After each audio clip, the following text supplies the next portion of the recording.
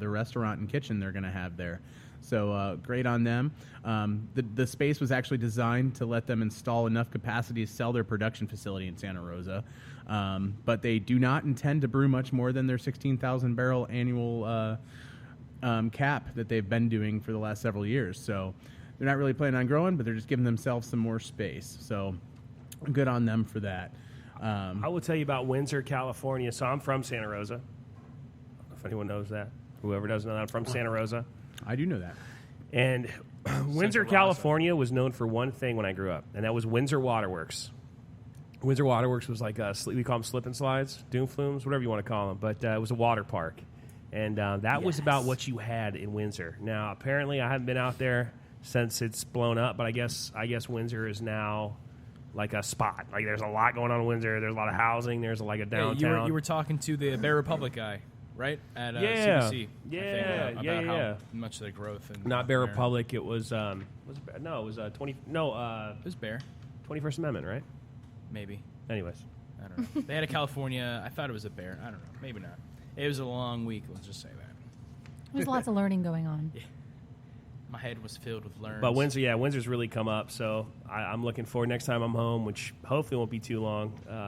I'm definitely going to check out Windsor because I remember Fields and Highway 101. That's about it when it comes to Windsor. All right, so should we get a little... Are we done with the fun stuff? Is the fun stuff over? The lighthearted news? Yeah, for the most part. I mean, that's the news of some of the fun things going on. The paper that I threw, I actually needed for the next story. I was wondering where you were going. I just taking a... I was going to go peruse the tap smoke lines. A quick cig? No, I haven't smoked a cigarette in many, many weeks. So good job. I'm very happy with that. Now, if I could just get rid of this damn dip in my mouth all the time, it'd be all right. Tang! I was sniffing glue in the parking lot before we started. That's why we were 3 minutes late. Is that a problem? Oh, Elmer. Elmer. You better save that Elmer's glue. I'm going to get my hit. Tastes good, too. Where am I at here? So you guys got me all confused now. See, I should have jumped ahead. On the website, on the chat session, we got my mom on there. And she's answering the stuff as we're talking about it. So my mom says, but they closed Windsor Waterworks. Thanks, Mom. Thanks for ruining all the kids' hopes that might listen to the show. That's fantastic. So the New Hampshire Senate kills direct sales bill. The New Hampshire Senate last week voted against a bill that would have allowed out-of-state brewers to sell directly to licensed New Hampshire beer retailers. The House Bill 1540 sought to include retailers in an existing law which allows New Hampshire residents to purchase beer from out-of-state stores or manufacturers and have it shipped directly to their homes. Under the amended law, retailers could have purchased up to 20 barrels of any beer not already distributed in the state from any direct shipper, a wholesaler, manufacturer, or other retail outlet. So, so does that mean that the brewery itself could sell up to 20 barrels in that state? That's basically saying that if you are a direct shipper or a wholesaler, manufacturer, or another retail outlet, that you could purchase up to 20 barrels from a single place. Okay. So retail account. Yeah. 20 barrels is a good amount of beer. I mean, 20 barrels is by 13.78 cases to a barrel. So that's what, about 2,000 cases? Yeah, roughly. Per retail account. So that's a lot of beer. Yeah. And, the bill was intended to give retailers a route to carry beers from breweries that have a difficult time entering that state. So, just trying to get some more beer up in their area from places they can't really get to, So hopefully they'll get something worked out there. They'd hope to keep the bill alive, but they were unable to find a successful middle ground between the wholesalers and the colleagues that voted the bill down. So, when we read this, and I still think, I got mixed feelings about this one, because if I'm a local brewery and I'm like, well, why can't I self-distribute? I don't know what their laws are there. Can they self-distribute? I don't know. When it comes to the 3-tier system, that's brewer, it's wholesaler, it's retailer. In most instances, a brewery cannot sell directly to a retail account. I think just about all of them, actually, with the 3-tier system. The 3-tier system was invented to prevent any sort of brewing monopolies. Yeah, right. Give me a break. See Budweiser, see AB InBev. These guys very much have a stronghold on their distributors, and it doesn't. The 3-tier system is, in my opinion, completely worthless, pointless. It should be up to the brewer to make the decision as to whether or not they want to use a distributor. So when I say that, I say it across the board. So if the brewers in the state, I don't know what their state laws are there, but I could see it being unfair to where they go, well, why can out-of-state guys sell directly, to these accounts and not use a wholesaler? So I see that part there, but I will say that, and we've shopped around a bit outside of the state for distributors, and we will continue to do so, and we will be out of state, hopefully within the next coming, I would say, 6 months or so. You start seeing JDub's beers probably in Georgia first, but the way things are, who knows? With 4,000 plus breweries in America, distributors are turning away breweries and good breweries. So unless you're selling a ton of beer and have a bunch of hype around you, you might get turned away by a distributor in a new state.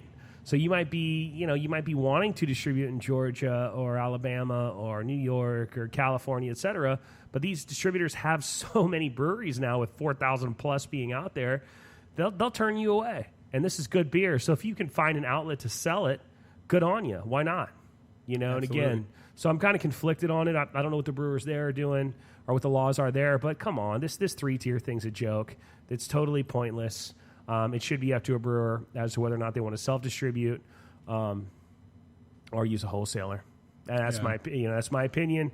It is what it is. It's a fact of reality in 2016 in this industry. But conflicted on that one. Who knows if things will ever change with that? Unfortunately, with the size of these companies and stuff, it'll probably never change because the people's voice is not going to be loud enough to make that happen. That shit is the way it is. Things will never be the same. All that fun stuff. One last story that I'll get into is kind of a fun one as well. So talked a little serious for a second, but we only got a few minutes left. We got about 9 or 8 minutes left in the show. So we'll talk about something that's cool for all you soccer fans out there, or football. Quit saying soccer. I can't do the English accent. I can, but I haven't had nearly enough to drink. I have to have a good buzz on for me to talk like I'm from another country. Yes, our good friend of the brewery, Dudley. He's a big soccer fan. So Molson Coors Carling becomes the official beer partner of England's Premier League. So anybody here now pretty much has started to watch Premier League since it's been televised a lot more in the last couple of years. NBC Sports has definitely taken over that role and showing pretty much every Premier League game for their season. So it's great because we actually get to tune in live. Taylor and I are going to be working on for next Premier League season, since it's about to wrap up, to open for the early game of the day, which is usually around 10 a.m. So we'll be working on that, show it here in the tap room with some sound on for all of our rowdies out there that like to come in and hooligans and watch some soccer. But Molson Coors last week signed this deal. That's a movie reference. I digress. Over my head. Were you born? No, I'm just kidding. Probably not. You know what movie that is? You should know this. You have a beard. What? Is it Beard Inc. or something? Yes, it's tattooedbeard.com. Football Beard. I say that's a movie reference, but that movie's in a few different movies. I know for a fact that song's in a few different movies because I remember it in Home Alone 2, Lost in New York. What? Yeah, I went impressive. there. Homeward Bound, what? Homeward Bound. That's a different song altogether. I was thinking of the movie. Euro That's Trip. a good movie too, though. Dog Euro and Trip. Cat. Oh, that's Wait, Golden sassy. Retriever. there's some creepy parts to that movie. Yeah, Making out with your sister and stuff. Bear. Wait, what? I don't even remember that part, you sicko. Liar. But anyways, let's get back to the story real quick. Then we'll get on with it. But so England Premier's League is to name Carling the soccer group's official beer partner, which is great. Molson Coors is going to be spending about $40 million to boost Carlsberg out of the sponsorship. That's $45 million more than we have. And then some. According to Bloomberg, Molson Coors will pay the Premier League roughly $13 million per season over the next 3 years for the coveted title, and agreed to spend at least $5 million on advertising campaigns to promote the new partnership. Hit it. But that's crazy. This is a $5 money story. million just in advertising. But that's pretty much it. Yeah. So Jeremy and I are going to be doing something a little fun tomorrow. We're going to be doing a little recorded interview with somebody by the name of Diana Moss. And Jeremy, do you want to talk a little bit about who Diana is and what we're going to be talking about with her? Okay, so there is something called, we have a couple news stories that we're going to pitch tomorrow. Tomorrow, like BK just said, it's going to be a special edition. And we're interviewing Diana Moss. She's the president of the American Antitrust Institute. Now, there's something going on called, there's a purchase, there's an acquisition pending right now.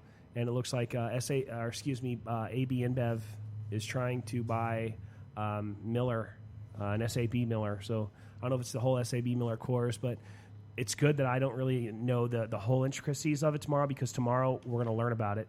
And Diana and her organization, the American Antitrust Institute, has spoken out against this partnership.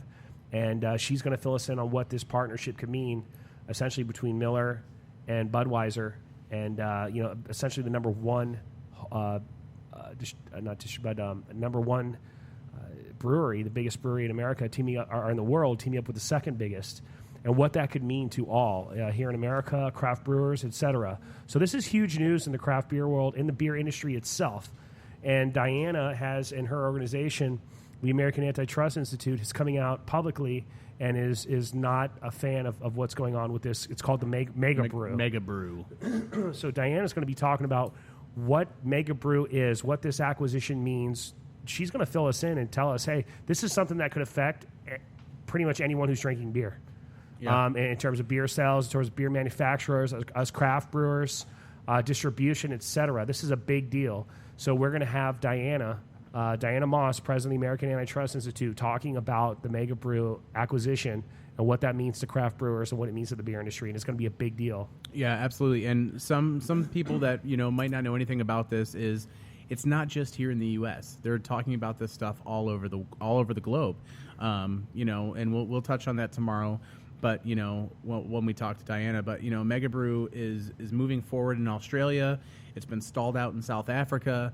So we'll discuss some reasons why these things are happening, and why other legislations in other countries are kind of putting the hold on it, or some will let them go through. So we'll look forward to talking with her tomorrow. Special edition tomorrow night at 5 p.m. You're going to hear mine and BK and myself will be interviewing Diana Moss, the American Antitrust Institute, and she's going to be explaining Mega Brew and what it can mean to all of us in the beer industry. And with that, that's I pretty think we're much wrapping it up. Yeah. Anybody have anything they want to add for the rest of the day? Any rants? Any? No rants. I like runts, not rants. Runts? I haven't had Runts candy in a long Dude, time. the banana ones are so gross. The bananas were the worst, and the pink ones. The pink ones were terrible too. The strawberries. The pink ones were good. I like those. The orange, the lime, the cherry, and the cherry. So you're talking about Skittles. Now just give me Skittles. I'm good. I'm a gummy bear fan. I love gummy bears. All right, guys. Remember, please, we don't here at JDubs. We don't just make beer. We talk about it too. So That's definitely right. check us out on JDubs Brewing, at JDubs Brewing on Instagram and Twitter, jdubsbrewing.com, and the Facebook JDubs Brewing and Taproom page. And Snapchat. And Snapchat, which is JDubs Brewing. I'm sure there's a million more out there that we always forget about, but thank you guys so tomorrow. much. Come in. Special edition. Yep, we'll post it up tomorrow, so we'll talk to you soon. Thanks, Have a guys. great week, guys. See